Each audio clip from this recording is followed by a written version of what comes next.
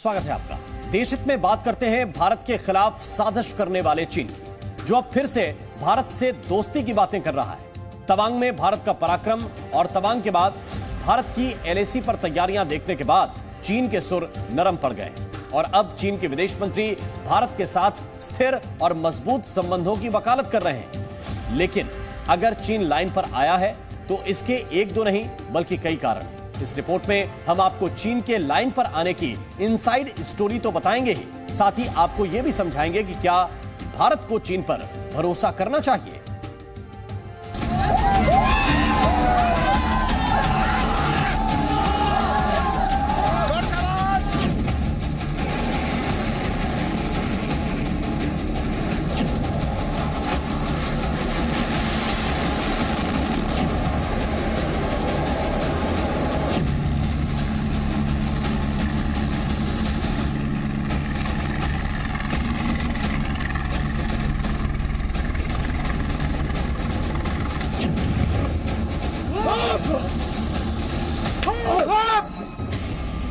भारत के खिलाफ एलएसी पर साजिश करना और फिर पिटकर वापस भाग जाना आजकल चीन की आदत बन चुकी है। लेकिन तवांग की पिटाई के बाद चीन को समझ में आ चुका है कि भारतीय सेना से एलएसी पर उलझना उसकी सेना की सेहत के लिए ठीक नहीं। इसलिए चीन ने अपने सुर बदल दिए।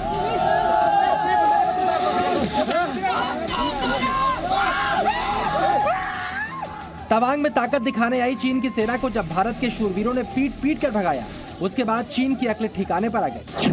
अब चीन भारत से दोस्ती चाहता है।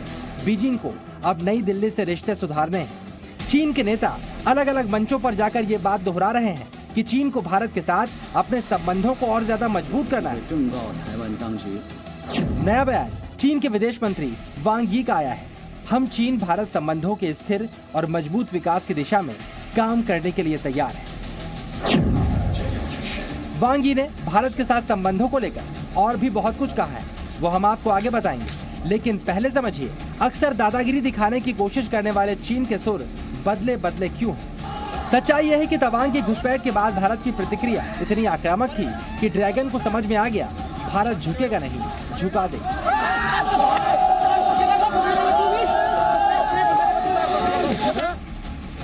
भारतीय सैनिकों ने सबसे पहले चीन को ऑन स्पॉट तवांग में सबक सिखा दिया।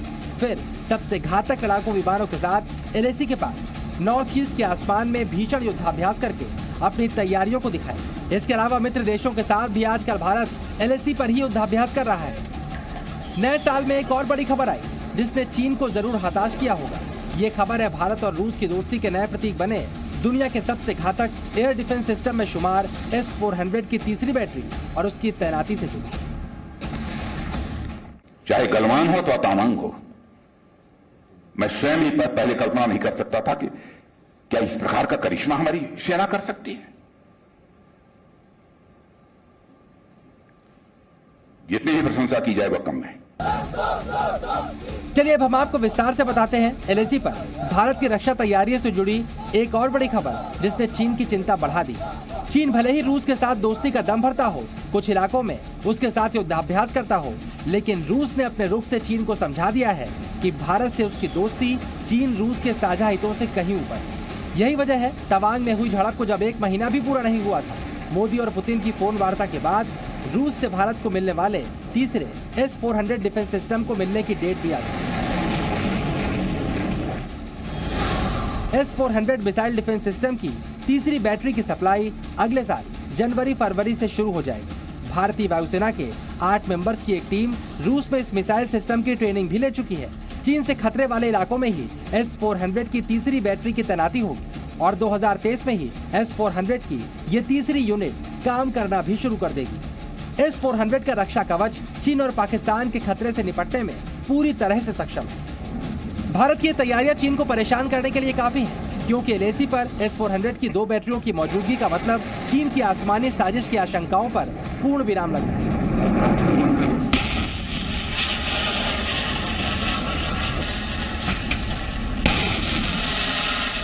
चाइना का भी जितने भी एयरफील्ड हैं 400 किलोमीटर की रेंज के अंदर, डिपेंडिंग ऑन कहाँ पे इसको लगाया है, हम उनको पहले ही पकड़ के बर्बाद कर सकते हैं।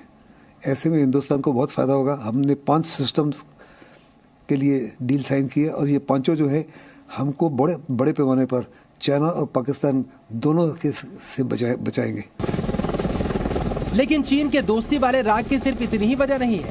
भारत की नीति चीन की साजिशों के खिलाफ आक्रामक है और इसीलिए मित्र देशों के साथ एलएसी के पास युद्धाभ्यास करके भी भारत चीन को कड़ा संदेश दे रहा है।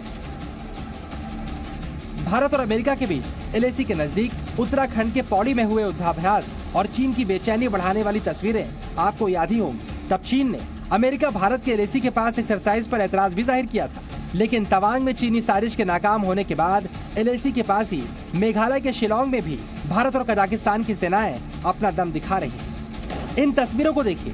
भारत और कजाकिस्तान की सेनाएं मिलकर एलएसी के पास दुश्मनों को ठिकाने लगाने का अभ्यास कर रही हैं। 28 अगस्त तक चलने वाले इस युद्धाभ्यास के दौरान भारत और कजाकिस्तान के सैनिकों की आधुनिक राइफलें भी गरज रही हैं। दोनों देशों के सैनिक हेलीकॉप्टरों से दुश्मन के इलाकों तक पहुंचकर उनको ठिकाने लगाने का अभ्यास भी कर रहे हैं। इस एक्सरसाइज के दौरान वॉर स्ट्रेटजी और दोनों देशों के साझा मिशन के दौरान एक दूसरे की सेनाओं के साथ समन्वय का भी अभ्यास किया जा रहा है। और एलएसी पर भारतीय सैनिकों के फेवरेट यानी हाथ पैर की लड़ाई में दुश्मनों की हड्डियां तोड़ने के कौशल की परख और प्रैक्टिस भी इस वॉर एक्सरसाइज में की जा रही है। और ये तस्वीरें हमेशा चीन को परेशान करने वाली होती है।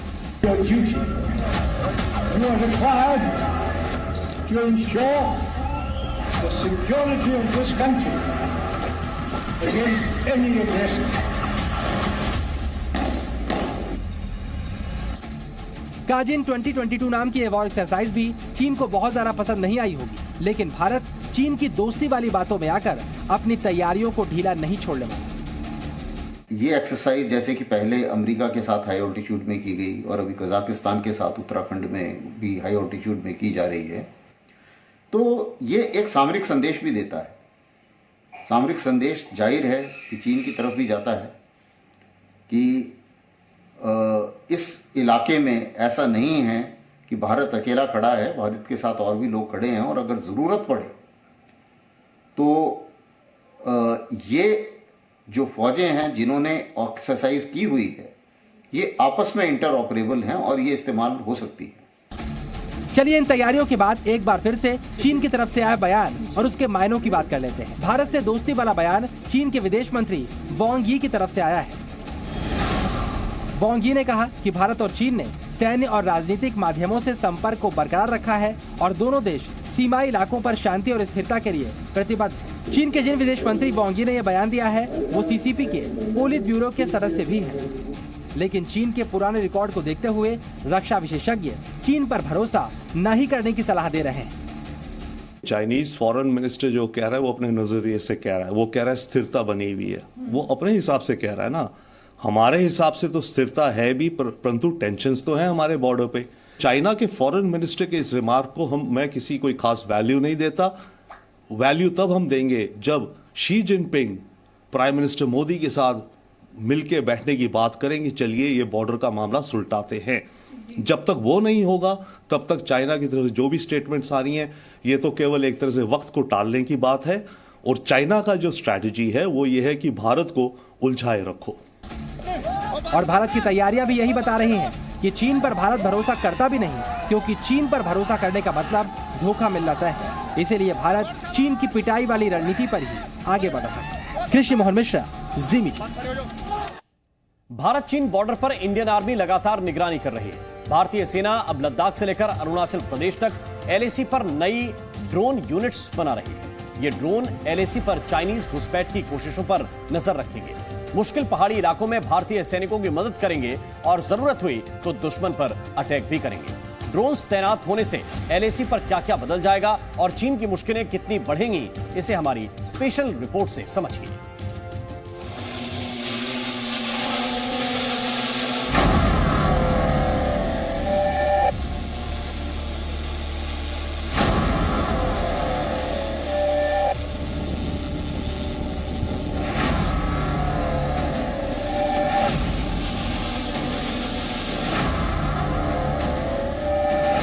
लाइन ऑफ एक्चुअल कंट्रोल पर इंडिया का गेम ऑफ ड्रोन्स शुरू।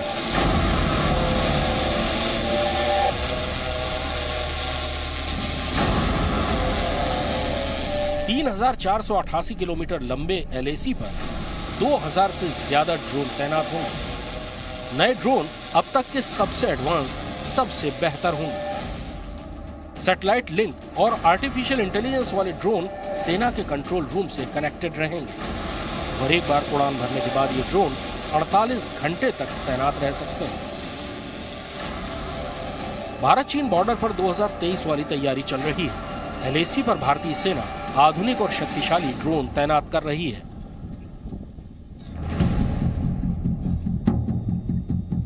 LAC पर खराब मौसम, बेहद सर्दी और दुर्गम इलाकों की वजह से चौकसी का काम बेहद मुश्किल होता है। चीन की तरफ से घुसपैठ के बढ़ते खतरे को देखते हुए भारतीय सेना बड़े पैमाने पर ड्रोन यूनिट्स तैनात कर रही है। LAC पर ड्रोन सेना का मतलब समझिए।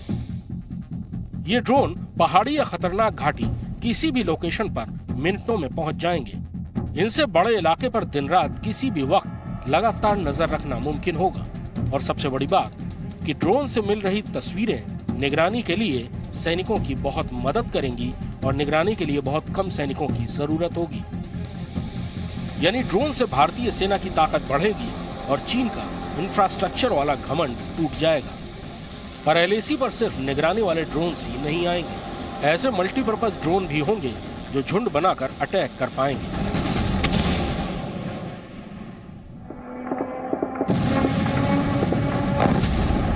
ड्रोन की ताकत समझने के लिए यूक्रेन युद्ध की तस्वीरें देखिए, जहां पर यूक्रेन ने सिर्फ ड्रोन की मदद से ताकतवर रूस को कई मोर्चों पर रोक कर रखा है।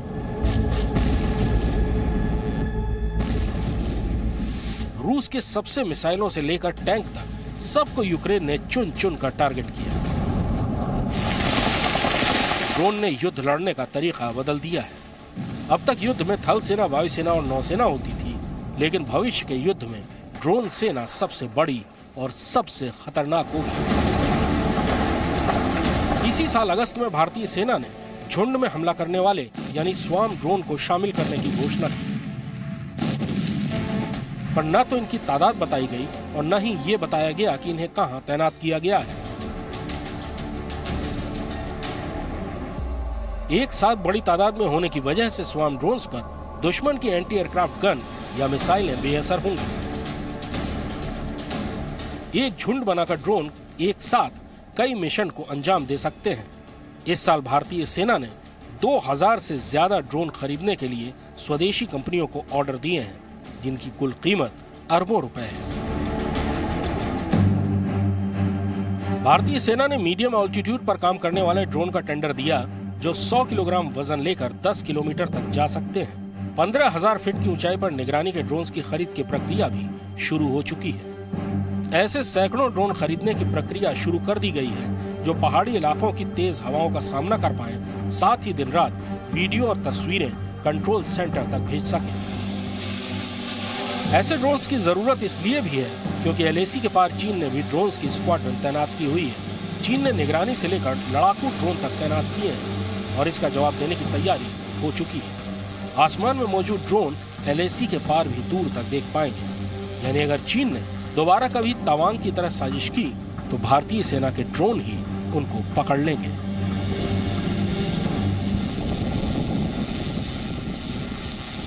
ड्रोन के जरिए दुश्मन पर 24 घंटे नजर रखी जा सकती है। ड्रोन के जरिए सैनिकों तक रसद और दवाइयां पहुंचाई जा सकती हैं। दुश्मन के घेरे में फंसे सैनिकों तक ड्रोन के जरिए हथियार और गोला बारूद पहुंचाए जा सकते हैं। ड्रोन के जरिए दुश्मन पर अचूक हमला किया जा सकता है। पिछले 2 साल में ड्रोन ने लड़ाई के मैदान को बदल कर रख दिया है और भारत ड्रोन वॉरफेयर में महारत हासिल करने के लिए बहुत तेजी से आगे बढ़ रहा है। कृष्ण मोहन मिश्रा, जी मीडिया, दिल्ली। और देश हित में अब बात करते हैं यूक्रेन वॉर जोन की, जिसमें कभी शांति की बात होती है, कभी मिसाइलों की बारिश का अंदेशा जताया जाने लगता है। इस बार रूस से जो तस्वीरें आ रही हैं उसके मुताबिक ज़ेलेंस्की की अमेरिका यात्रा का पुतिन बहुत तूफानी जवाब देने वाले हैं, क्योंकि अब पुतिन ने दुनिया को अपने हथियारों का शोरूम और सबसे विनाशक सबमरीन दिखाकर चिंता में डाल दिया है।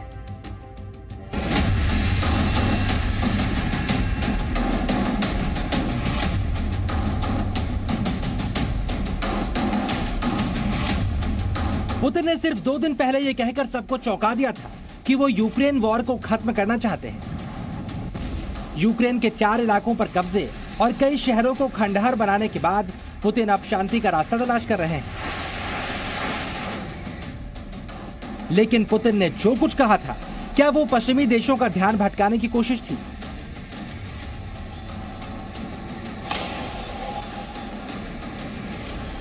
क्योंकि पुतिन की तैयारियां तो कुछ और ही बयान कर रही हैं। पुतिन की जो नई तस्वीरें सामने आई हैं, उन्हें देखकर जंग खत्म होने की जगह और ज्यादा भड़कने का अंदेशा जाहिर किया जा रहा है। पुतिन अब रूस के एक बड़े आर्म प्रोडक्शन प्लांट का निरीक्षण करते नजर आए। इन प्लांट में वो घातक मिसाइलें और लॉन्चर्स मौजूद थे जो यूक्रेन पर लगातार आग उगलते रहे हैं। इन हथियारों को देखकर रूस से दुश्मनी मोल लेने वालों के दिल की धड़कनें बढ़ सकती हैं। रूस के तुरा रीजन में मौजूद इस प्लांट में बख्तरबंद वाहन और टैंक भी नजर आए, जिन्होंने यूक्रेन को धुआं कर दिया है।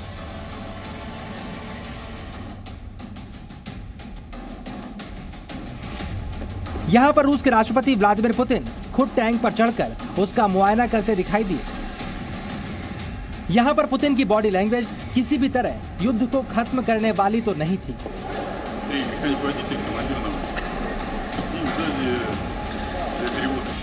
पुतिन की कोशिश है उनकी सेना, जो नेटो और अमेरिका के समर्थन से लड़ रही यूक्रेन की सेना के खिलाफ मैदान में डटी है, उसे हथियारों की कमी महसूस न हो। इसलिए रूस में हथियारों का उत्पादन 5th गियर में जारी है।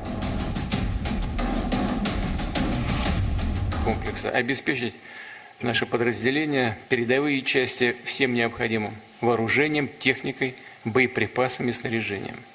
Причем в требуемом объеме и нужного качества в короткие сроки. Кроме того, важно совершенствовать, значительно улучшать характеристики вооружения и оснащения наших бойцов с учетом полученного боевого опыта. पुतिन के इरादे साफ है कि नए साल में भले ही यूक्रेन को अमेरिकी मदद की बड़ी खेप मिल रही हो, लेकिन रूस की मिसाइलों पर इससे कोई फर्क नहीं पड़ने वाला। एक तरफ पुतिन रूस में हथियारों की फैक्ट्री का जायजा ले रहे थे, दूसरी ओर रूस ने एक महाविनाशक पनडुब्बी भी लॉन्च कर दी, जो समंदर में तूफान लाने की ताकत रखती है। क्योंकि यह सबमरीन इतनी शांत है कि समंदर में इसकी मौजूदगी का पता किसी को नहीं लगता। यही वजह है अमेरिका और नेटो को समंदर में इसकी एंट्री के साथ डर लगने लगा है। 4-е поколение, которое в принципе совершенно другая лодка, нежели 636.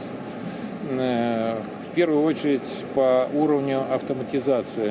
На самом деле 677 это будущее адмиралтейских верфей, будущее флота. यानी रूस ने अब भविष्य के हथियारों की झलक दिखानी भी शुरू कर दी है और बेहद शांत रहकर बड़ा धमाका करने वाली इस पनडुब्बी की एंट्री ही यूक्रेन को पैट्रियट मिसाइल देने वाले अमेरिका को जवाब देने के लिए की गई है। अब साल के आखिर में समंदर में उतरने वाली यह पनडुब्बी नए साल में क्या धमाका करेगी, रूस के दुश्मन यही सोच कर डरे हुए हैं। ब्यूरो रिपोर्ट, जी मीडिया।